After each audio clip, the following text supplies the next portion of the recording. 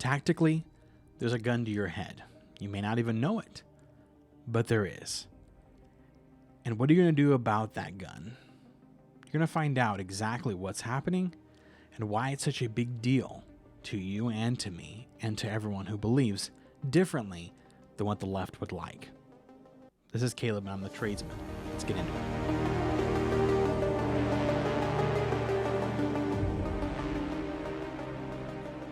So first off, there's an entire movement going on right now amongst the left that allows any kind of violence, any kind of dispute, disagreement, dislike, distrust, distaste, whatever, any diss of any kind from the left, and there's no consequences for it.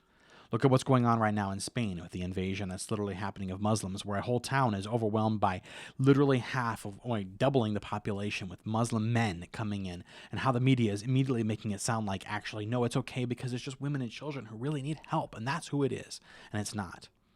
I went flying this, a week and a half ago, over the weekend, and I'm flying through, and I'm going through all these scanners, and I'm getting checked by a woman who's in a complete burqa. The only thing you can see is her face, literally, no hair, no nothing, because the Muslim invasion is happening. And I'm not someone who takes conspiracy theories very heavily, but I'm going to ask yourself, as they move in, who has more rights, you or them? They start to put the call to prayers out there and everything else. And then, coincidentally, let's tie in the fact that we're hearing about Anthony Fauci right now with no repercussions to what he's been doing, or what he did do during COVID. But yet we faced those problems. They wanted to track us and know where we were at and test us, make sure we weren't COVID contagious, even though it really wasn't that big of a deal. Now, it was to some. I'm not going to deny that at all. But the same people who will allow them to have as much violence and fraud and illegal immigration as possible, literally listening to Allahu Akbars going in from all these Muslim people coming into Spain, but the other words on their lips are, we will vote for this guy forever. The one who let it happen. We can't pretend in our country like that's not the same thing that's happening. That these people are not coming in, replacing our workforce, and the great replacement theory, that's not what I'm talking about. Even the smallest amount, replacing our workforce with cheaper labor. I live in Southern California. I see it happen every day when cheap labor comes across the border and we just have to accept it as if it's life. Well, all of our rents, all of our costs of living are going through the roof, and we're getting poisoned by the sewage coming out of Tijuana. We have to accept the fact that the cost for us is high, for them is low, and they get to come over here and take wages that are astronomical for them, but low for us because we live in America, and they get to enjoy the privileges of that, whether they come in illegally or just come across the border for work. Now, add insult to injury. Add insult to injury. That all these flock cameras are going in everywhere. Now, there is some pushback, don't get me wrong, but there is flock cameras going in everywhere, and they're not just tracing everyone that's going every place and every vehicle and everything like that. They're getting even more sophisticated, and they actually can tell Bluetooth in every single vehicle. They can check and see who, what devices, what phones, what headsets you have, everything, and as it passes, and they can track and trace and tabulate every bit of that. And I'm sure in some bit of your mind you say, hey, maybe that's really good, or there's like an Amber Alert or something else. Sure. What happens if COVID happens again? Oh, well, there's too many phones in this car. And then you get jailed. That happened. A woman got jailed for going to, I think it was like a cookout with her family outside during COVID because of Anthony Fauci. Now, and then ask yourself, you don't think that they would do that? You don't think they would do that? And also, you don't think that China has a back door into these things? They're already trying to look into that because they sincerely believe that's the case too. And these are going to be on military bases and so on. But all this is happening. A guy gets pulled over and basically swatted. If you know what swatting is, how dangerous that is. Basically gets swatted because Flock Camera decided all of a sudden he's in, what was it, like, he was way in another state. I forget, it was like Michigan or something. But a vehicle was stolen in California. And Flock decided that the 10, the 10 in the middle of the license plate of the Range Rover he was test driving didn't matter. So flagged it as a stolen vehicle. And he basically got swatted. Life at risk. Pulled over for hours dealing with all the paperwork and everything else like that because the Flock cameras made a mistake. And he wasn't the only one. There was 4 others that were tagged by the same mistake.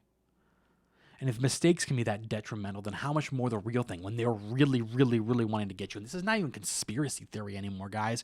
We're living in this world. If we allow this kind of crap to go in, this is what we're going to be dealing with. And given the idea that they can do whatever they want, the left can, protest, violence, fight, whatever, and if one of their people gets killed in the process, being lawfully detained, it's mayhem, murder, and just absolute wildness. But if one of us conservatives does something, even remotely push back, then we're crazy, we're nutcases, we're nut jobs. And you have to ask yourself, how safe are you in a world like that? How can you have a normal life and continue to work a normal job in a world like that? I want to tell you a story before I go. And this is not a condoning of this story, but I'm just throwing it out there in the ether. San Diego, near Balboa Park, had free parking. The city decided they wanted to raise some more money, so they decided they were going to put in paid parking. Now, I wasn't terribly opposed to it because paid parking makes it so it's a little bit more convenient because people wouldn't just be camping out there. So I wasn't terribly opposed to it because I could afford to, pay a few dollars here and there to go visit a park. It's fine. But it was a major inconvenience to a lot of people. And do you know what they did? What they did. And again, flock cameras. Oh, sorry. I know we're talking about the meters down in Balboa. They started destroying them, graffitiing them, blocking them in any way, shape, or form they possibly could, painting over them, ripping them out of the ground, all kinds of stuff to them, until it got to be so expensive for the city to maintain and protect these things that they decided it was more expensive to take those things and take care of them than it was to keep them in place. And again, I'm not condoning violence of that kind at all. Not even encouraging you in any way, shape, or form. Just telling you a story. Coincidentally telling the story at the same time as I'm telling you a story about flock cameras that are ruining people's lives and could potentially have the power to do more. Now, there are some Republicans and some people in Congress that are trying to push back against these things and try to remove the funding behind it and say that if any government entity wants these, they'll lose their funding. But what if the cameras were cost ineffective for organizations and governments? That could work. Again, there's many ways to make them cost ineffective. It doesn't have to be through violence. In fact, I'm not encouraging violence. But it's just amazing that story about the Balboa parking meters just happens to coincide. Now, one guy, he's making it ineffective by putting a fishing pole or a pool net thing in front of it and blocking it. So it's completely ineffective, using his right of protest. Maybe that's what we need. Think those things through and wonder to yourself, at what point do you tell the government no? You no longer can do these things because you don't have the right to have that much power at your hands. And a side note, this is a totally different thing, and I'm going to cover this later. It's actually really interesting.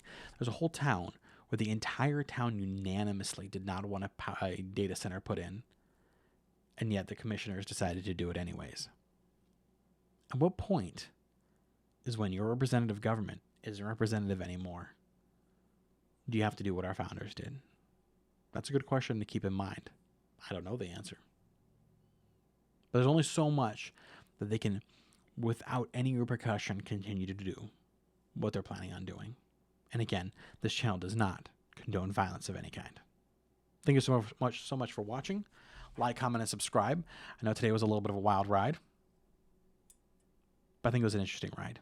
And I hope it opens your eyes to just what can be done to you when they decide that you're on the menu and Flock needs to chase you down because how dare you ride with your family in the car during a COVID situation.